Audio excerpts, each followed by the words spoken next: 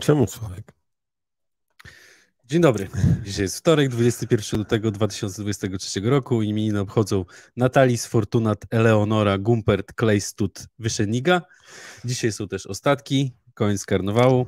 Nadajemy z Gdańska, gdzie jest 6 stopni i niestety pochmurno. Do końca kalendarzowej zimy pozostało nam 26 dni.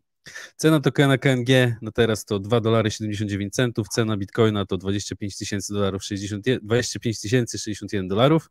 Obecny numer bloku to 777 607, do halvingu pozostało 62 393 bloki, czyli około 415 dni i 1 godziny.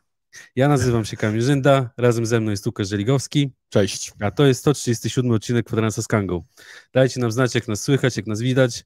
Wobec tego nic nie powiemy, ani nas nie zobaczycie. W tak zwanym międzyczasie mam do ciebie, Łukasz, pytanie. Już się boję. Ile szczoteczek ma dentysta? No nie wiem.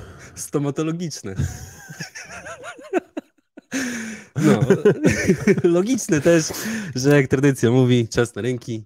Co tam się dzieje, Łukaszu? Cały czas powyżej 100 jesteśmy. Tak,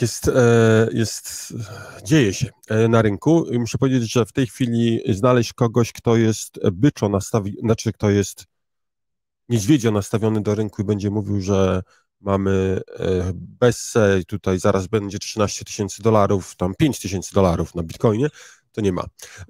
Znaczy, może ktoś tam przebąkują, jakby te najgorsze scenariusze to było przebąkiwanie w zasadzie, no słuchajcie, są już wzrosty, co prawda spadki możliwe, ale raczej są wzrosty, czyli to taki bardzo umiarkowany optymizm u tych największych pesymistów, a u optymistów to w ogóle się po prostu tam, wiesz, normalnie lecimy w kosmos. Tak. Zmieniliśmy księżyc. Słuchaj, obejrzałem ponad 10 analiz związanych ze wzrostem Bitcoina. Co ciekawe, każda z nich była zbudowana na bazie poprzednich HOS, ale faktem jest, że w różnym ujęciu. Różnie wyznaczano punkt początkowy, inaczej patrzono na halving. Jedna analiza mówiła, ileś dni od halvingu zaczyna się start, inni mówią, ileś dni po halvingu zaczyna się start. No tam kilka innych było opartych o inne wskaźniki, czyli ten punkt startu wykresów brały w różny sposób. Generalnie najbardziej optymistyczna to była, że w końcówce 2024-2025, gdzie będzie jeden ze szczytów, to była, nie uwierzysz, było $450. Także musi zacząć już rosnąć, żebyśmy zdążyli. Wiesz co, patrząc na to, jakie były wzrosty wcześniej, to koniecznie, to wcale nie jest takie niemożliwe. Ale prawda jest taka, że walczymy w tej chwili o trwałe przebicie 25 000. Coś, co parę tygodni temu wydawało się niemożliwe. Mój jeden znajomy cały czas czeka na 16 000, bo na tyle sobie wyznaczył, że chce kupić. Pozdrawiam, oczywiście. Pozdrawiamy, tak. Ale no, był opór na 25-200 bodajże. Byki nie pokonały niedźwiedzi, ale prawda jest taka, że ten spadek pokazał, że cały czas potencjał rynku jest wzrostowy i no wszyscy są nastawieni w tej chwili naprawdę byczo, więc przypominam, to nie jest czas na to, żeby po pierwsze to nie jest porada inwestycyjna, ale powiem, jaki błąd najczęściej popełniają ludzie w takich sytuacjach jak teraz. Teraz myśmy myśleli, że spadnie Bitcoin do 15, do 16, do 10, 14, a on rośnie. I teraz jest taki pewien moment w naszych głowach, żeby się przekliknęło i żeśmy stwierdzili, dobra, to jest wzrost. Żeby przy 30 się przekliknęło. Właśnie, żeby się nie przekliknęło przy 60 na przykład. Nie? To właśnie teraz jest ten moment, w którym myślę, warto rozważyć, jeżeli ktoś miał strategię kupna niskiego, czy jednak nie wejść chociaż za trochę teraz, no bo ten pociąg może odjechać i wtedy obudzimy się właśnie, jak będzie 50, wtedy powiem, no dobra, to będzie rósł. I on wtedy właśnie będzie spadał, nie? Więc to jest to takie opóźnienie, które mamy w nastawieniu, powoduje, że często robimy złe inwestycje.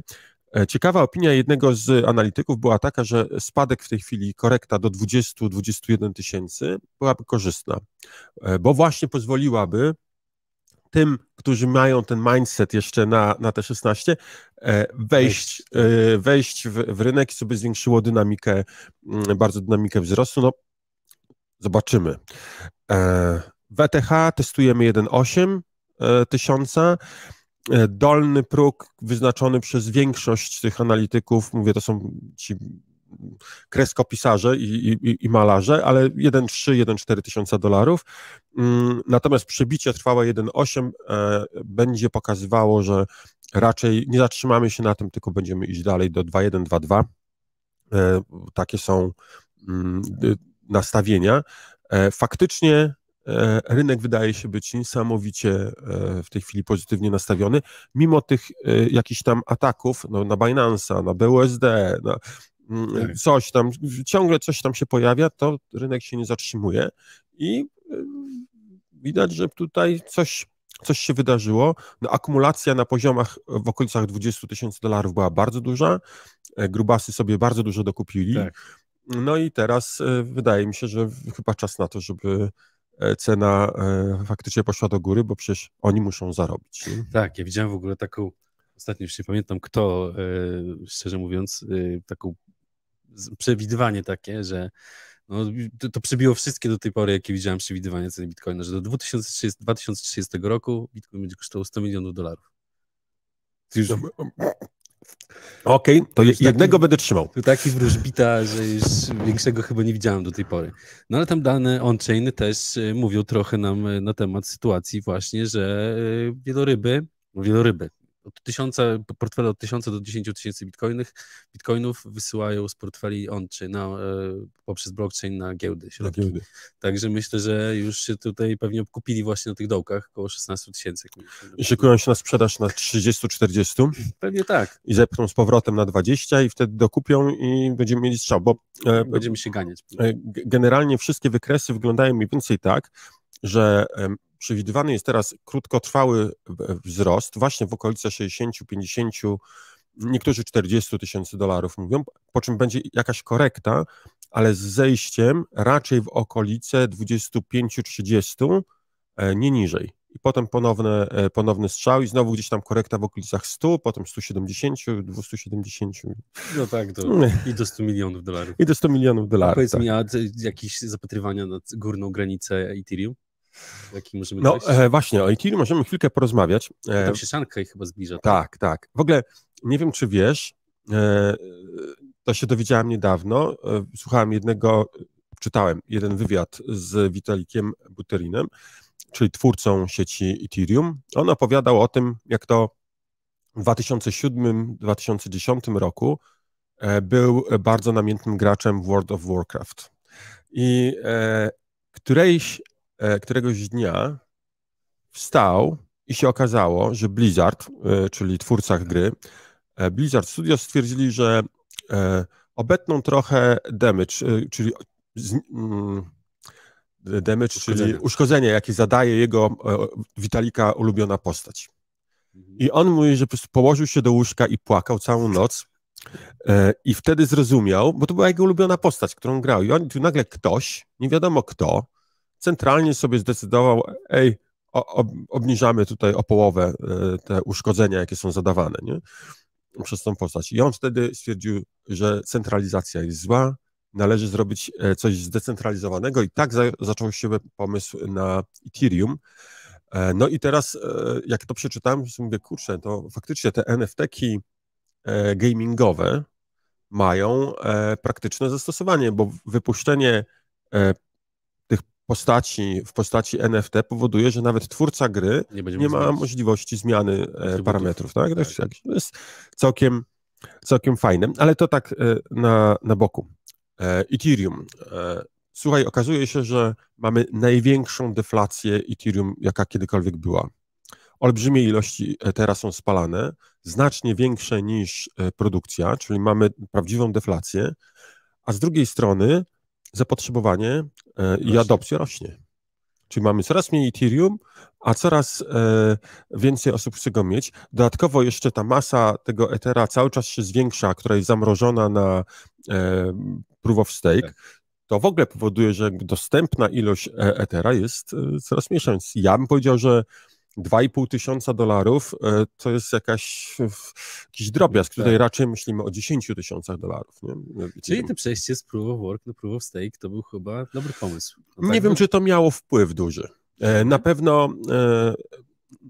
Na pewno było istotne, bo zaczęto znowu mówić o Ethereum coraz więcej. Mogło dodać trochę skrzydeł, natomiast czy to był dobry ruch? Osobiście nie wiem, szczególnie w kontekście tych rozwijających się layerów drugich, gdzie mamy coraz większą ilość blockchainów, które są takimi sidechainami i wykorzystują bezpieczeństwo, które daje Ethereum do tego, żeby przeprowadzać bardzo, bardzo dużo transakcji na sekundę. Więc czy Proof of Stake to umożliwił? Nie. To Proof of Stake nie dał tej możliwości. Że po przejściu, znaczy po wprowadzeniu tych wszystkich zmian, które są zakładane właśnie w Ethereum, kiedy cena gazu bardzo mocno spadnie i cena przesyłu przez Ethereum same jako główny blockchain będzie bardzo niska, to czy wtedy jaki sens będą miały te layery drugie? No, przede wszystkim muszę powiedzieć, że uważam, że może się okazać, że nie da rady tak zrobić. Przypomnę, parę dni temu mieliśmy może nie awarię sieci Ethereum, ale po prostu cena... Znowu się zapchało, tak? I tam jakieś horrendalne kwoty. Ja pamiętam, że jak sobie policzyłem, to chyba $250 kosztował przelew, nie? Zwykłego ETH, także to jest szaleństwo, nie? Bo tam ktoś wypuścił, nie pamiętam, jakiegoś NFT-ka czy coś tam. Tak. Niesamowite. Dawno tego nie było, nie? Tak. Natomiast no, powiedziałbym, że Ethereum ma przed sobą przyszłość. Gdzieś tam słyszałem jakiś podcast, gdzie mówiono o Ethereum killerach. No, Cardano, Cosmos, Polkadot, Lisk. Oj, to powiem ci, sięgnąłem, co? Sięgnąłeś daleko, to już wykopaliska prawie. Faktem jest, że niektóre z tych blockchainów znalazły swoją niszę, no Cardano na przykład, czy Cosmos działają, mają ciekawe koncepcje, no ale generalnie można powiedzieć, że jakoś tak nie widzę tutaj jakiegoś takiego wielkiej przyszłości. No jest Polygon, który można powiedzieć, że de facto zmierza do tego, żeby być takim właśnie layerem drugim. Jest Algorand, który ma ciekawe podejście do bezpieczeństwa i do identyfikacji, do danych, tak? Jeden chyba z najciekawszych blockchainów w tym momencie. Tak mi się wydaje przynajmniej, że to jest projekt, który warto wspierać. Ale wygląda na to, że tak, Bitcoin, BCK, czyli Bitcoin ciągle królem, a Ether będzie tą drugą siecią, tym drugim blockchainem wykorzystywanym. Chociaż nie wiem, czy słyszałeś, niedawno na Bitcoinie pojawiły się NFT-ki. Wow. No. Bitcoin Cardinals. Co oni tam wysyłają? Słuchaj. Piksele? Okazuje się, że można i to całkiem sporo. Zresztą z tego powodu mieliśmy ostatnio zapchanie trochę sieci na Bitcoinie, znowu wzrosły opłaty. No i teraz można się zastanawiać, czy to jest dobry ruch, że coś takiego powstaje, bo przecież Bitcoin to miał być do przechowywania wartości, a nie do jakichś tam NFT-ków. Niemniej jednak okazało się, że na pewno wzrosła znowu adopcja Bitcoina, znowu dodatkowe zastosowanie, no i tam te opłaty też wpływają pozytywnie, bo zwracam uwagę, górnicy też muszą z czegoś żyć. Tak. Niedługo będzie halving i co wtedy, nie? Jak ten halving będzie,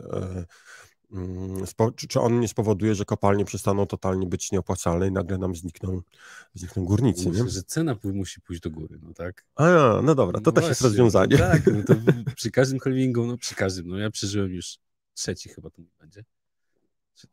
Trzeci. Teraz będzie trzeci, tak. No i za każdym razem było to samo. Przed halvingiem tak się tutaj nie mogło zdecydować, po halvingu, sam halving to był spadek, a po halvingu powoli, jakieś tam 2 miesiące później już cena wracała do takich poziomów, które były satysfakcjonujące dla górników, no bo oni przecież nie wykopują tego za darmo. 90% wartości, tylko podejrzewam jakieś tam 50% i mają tam sporą nadwyżkę. No na pewno muszą zarabiać, nie? Tak. No ogólnie co do zarabiania jeszcze, no to mamy tutaj takiego pana, Charlie Mungera, tytuł naszego odcinka wziął się od tego pana, wypowiedzi jego w ostatnim czasie, to jest wiceprezes Berkshire Hathaway i prawa ręka Warrena Buffetta. Pan już jest wiekowy. 99 lat. 99 lat. No i powiedział o tym, że ludzie, którzy inwestują w kryptowaluty, czy używają kryptowalut, to są po prostu idioci.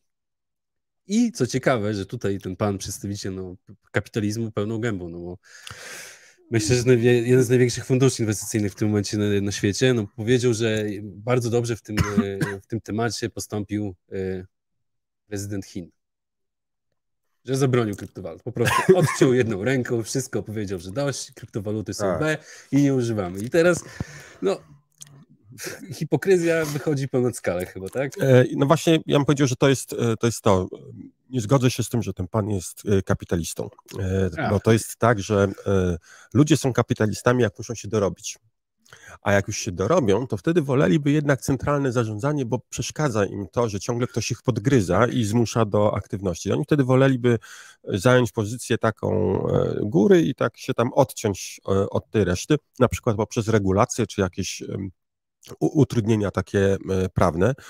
No i to się potwierdza. To widać we wszystkich tych takich zamożnych. Oni na początku, jak walczyli, to walczyli, gdy był wolny rynek, wtedy było im fajnie, dorobili się pieniędzy i teraz już walczą z wolnym rynkiem, są zwolennikami komunistycznych Chin i metod tam stosowanych, czy generalnie takiego zamordyzmu, więc powiedziałbym, że no niestety ten pan troszeczkę odleciał. I zarówno z tego powodu, że jest starszy, no bo 99 lat, chociaż podziwiam sprawność umysłową, że w ogóle funkcjonuje dalej. W sensie, nie, że powinien leżeć i nic nie robić. Tutaj, no bo naprawdę tak, tylko udziela wywiadów, angażuje się w pracę, więc jest cały czas sprawny intelektualnie. To jest rewelacja, chciałbym tak. No też bym chciał, ale jak słyszę coś takiego, że waluty narodowe są jak powietrze i zabierać waluty narodowe od państw i wchodzić w krypto, to jak zabierać powietrze ludziom, no to już mam tak, nie wiem czy do końca, może już czas na tego pana, żeby trochę zszedł ze sceny. Widzę tutaj w komentarzu Maciej pyta się, co nowego na Kandze. Może o tym coś powiemy, bo tydzień obfitował w wiele rzeczy, tak się nagromadziło i się wysypało jak z worka z prezentami, nie? Tak. Mieliśmy wczoraj listing Gigoverse. No w tym tygodniu będzie bardzo dużo się działo, bo mamy listing Smooth Love Potion dzisiaj. Jutro się pojawią nowe lekcje na Kanga University, także zapraszamy, bo cały czas dochodzą nowe rzeczy i cały czas będziemy to rozwijać. Myślę, że naprawdę można się ciekawych rzeczy dowiedzieć, bo też poczytałem ostatnio i można się dokształcić. Tak. Jutro też mamy ogłoszenie zwycięzców konkursu tradingowego United, który już od jakiegoś czasu jest u nas na Kandze właśnie. Będziemy listować Illivium, 23 robimy AME. Tak, o godzinie 16:30 zapraszamy. Będzie poświęcona naszej nowej usłudze. Selbek. Właśnie, to jest wielka rzecz. Selbek, czyli taka sprzedaż bitcoina z prawem odkupu. Ja mogę tobie sprzedać bitcoina, ale jeżeli się rozmyślę, to na przykład po miesiącu mogę odkupić od ciebie tego bitcoina po z góry ustalonej cenie, tak? Czyli dajesz mi 20 000 złotych, ja ci daję bitcoiny, o taką część, jaką się umawiamy i mówię, jeżeli będę chciał, to za miesiąc mogę z powrotem dostać te bitcoiny, jeśli dam ci na przykład 22 000 złotych. No i biorę 20 i mój wybór, czy odkupuję od ciebie, czy nie. Jeżeli się okaże, że nie odkupuję, to efekt może być taki, że ty musisz, system zadba o to, żeby wszystko porządnie się rozliczyło. Zapraszam na stronę, bo tam mamy dokładnie to omówione i można zobaczyć, jak to działa. Bardzo wygodna usługa. Zapraszamy 23, czyli to jest pojutrze, w środę o 16:30 na to, żeby posłuchać. Czwartek? Dzisiaj jest wtorek, oczywiście. Tak. Czyli w czwartek o 16:30 zapraszamy na AME. Będziemy dokładnie tłumaczyli. Tak. No i zapraszamy na stronę kangakantor.pl/sellback. Tam można znaleźć wszystkie informacje i też jak ktoś wejdzie na tą stronę, to tutaj może pojawić się taka niespodzianka. do skorzystania w kontorach. No a inna ciekawa rzecz, która się pojawiła, Kanga Pay funkcjonuje już od jakiegoś czasu, ale postanowiliśmy zrobić coś bardziej takiego spektakularnego i zrobiliśmy coś, co nazwaliśmy Kanga Terminal. Na razie jest to w wersji webowej, tylko w przeglądarce, ale już niedługo będzie również aplikacja mobilna, która będzie służyła tylko i wyłącznie do tego, żeby realizować płatność przy pomocy Kanga Pay, czyli taki terminal płatniczy, jeżeli chcę realizować w zwykłym sklepie, nie internetowym, takim fizycznie, chcę odebrać płatność, to będę mógł przy pomocy tej aplikacji zrealizować taką płatność. Ktoś, kto ma konto na Kandze będzie mógł odebrać, będzie mógł zapłacić dowolną walutą, a ja dostaję to, co sobie zażyczyłem, czy na przykład, nie wiem, Omega złotówki, czy Ethereum, to już jest mój wybór, ale generalnie będzie proste.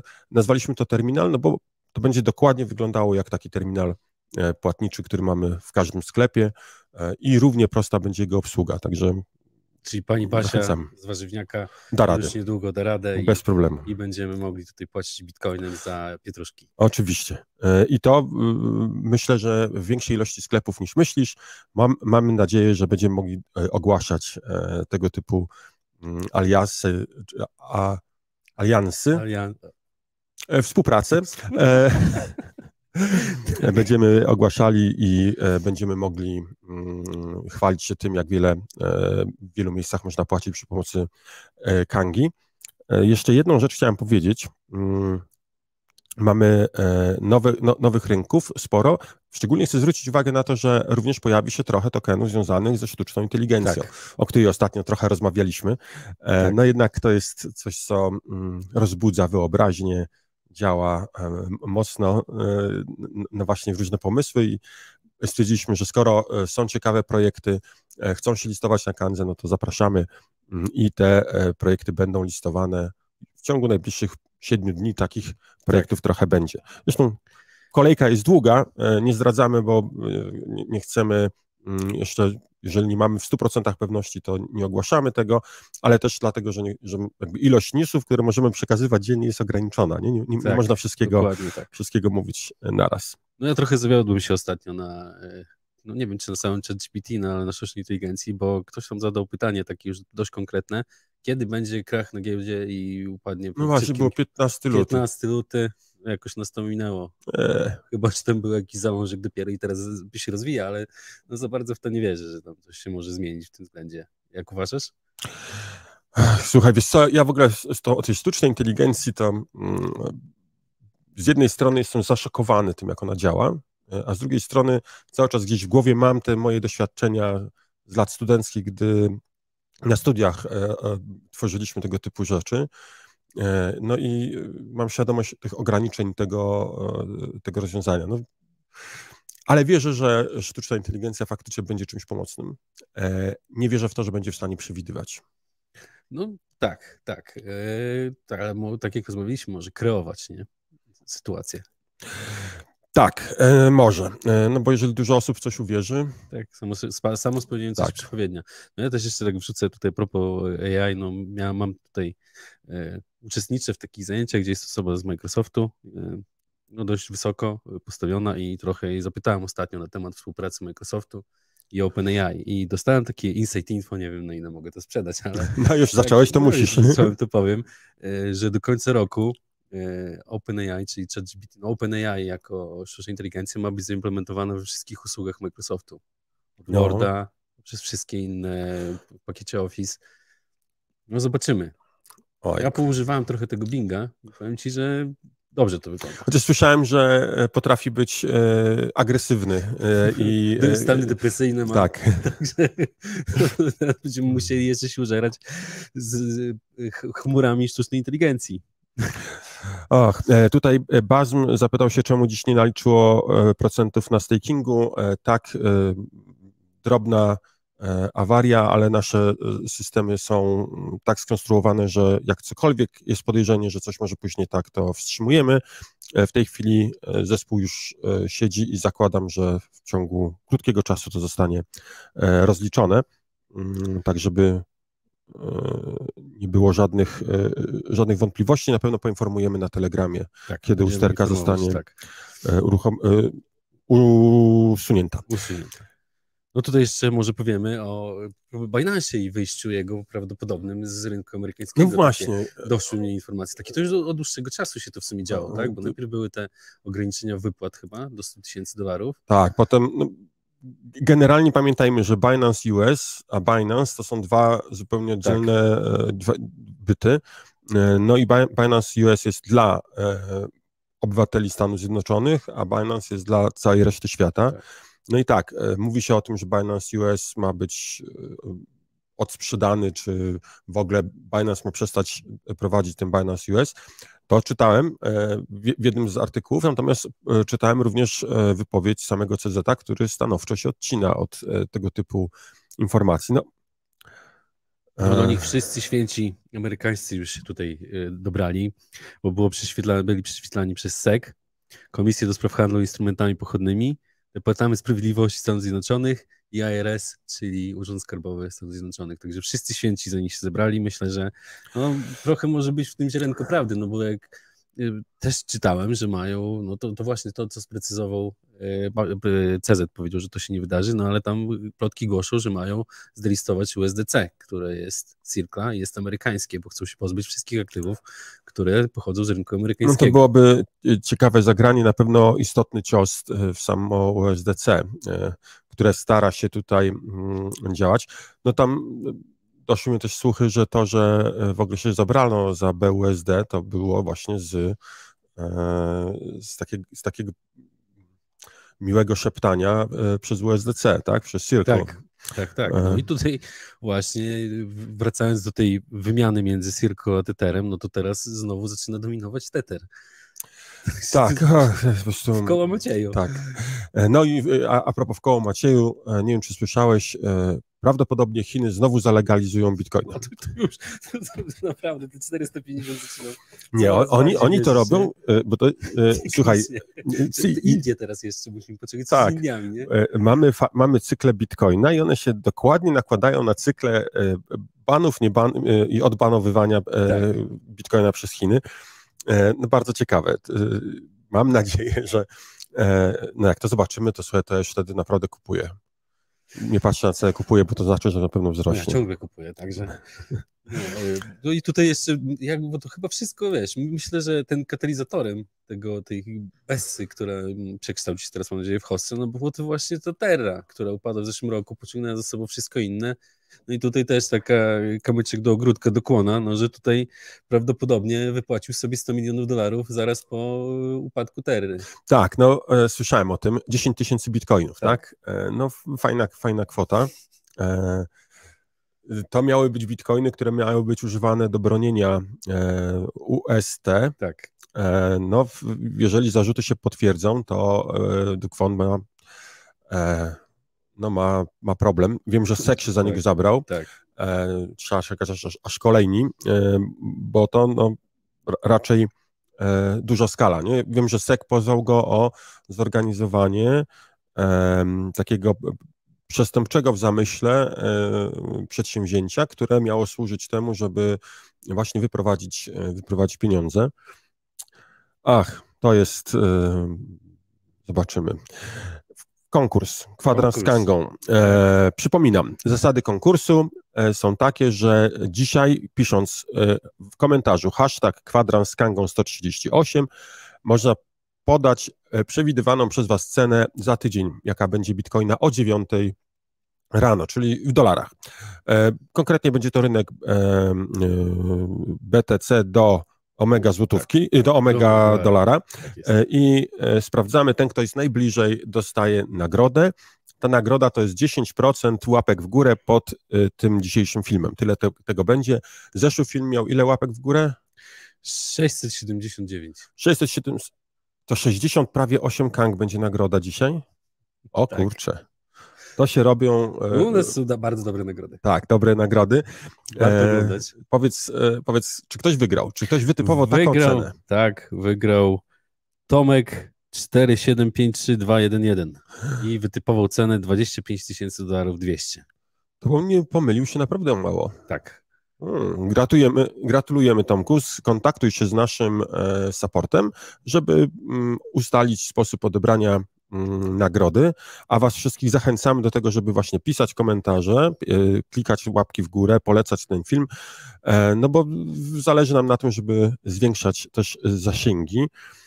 Tutaj ciekawy komentarz widzę, Bazm fajnie napisał, że BUSD jest chińskie, USDC to coin z Wall Street, USDT założyli skamerzy, jedna wielka masakracja.